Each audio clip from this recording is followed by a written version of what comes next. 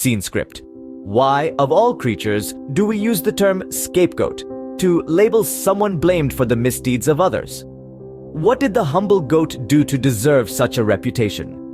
In fact, the origin of this term is as intriguing as the question itself.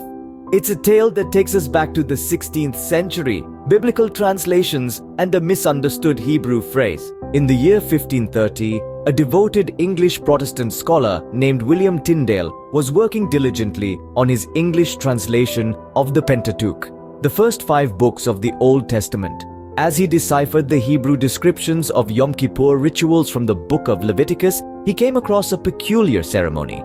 This ceremony involved 2 goats. One of these goats would be selected by lot, and the high priest would lay his hands on its head, confessing the sins of his people.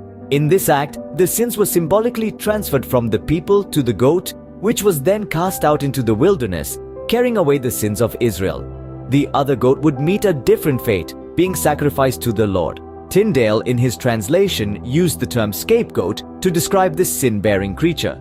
He derived this term from his interpretation of the Hebrew word Azazel, or Azazel as Easy Ozal, which means the goat that departs or escapes.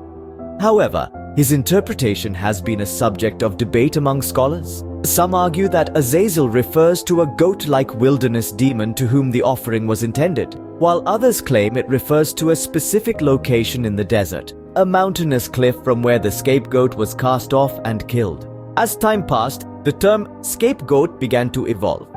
It slowly distanced itself from its biblical roots and took on a more metaphorical meaning.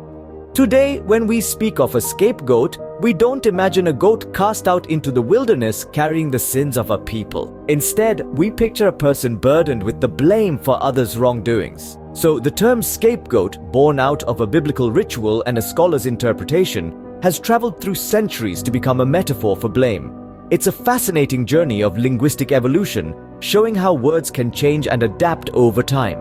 And as we use it, let's spare a thought for the original scapegoat, the innocent creature that inspired this term, and perhaps be a little more understanding to those who find themselves unfairly shouldering the blame for others.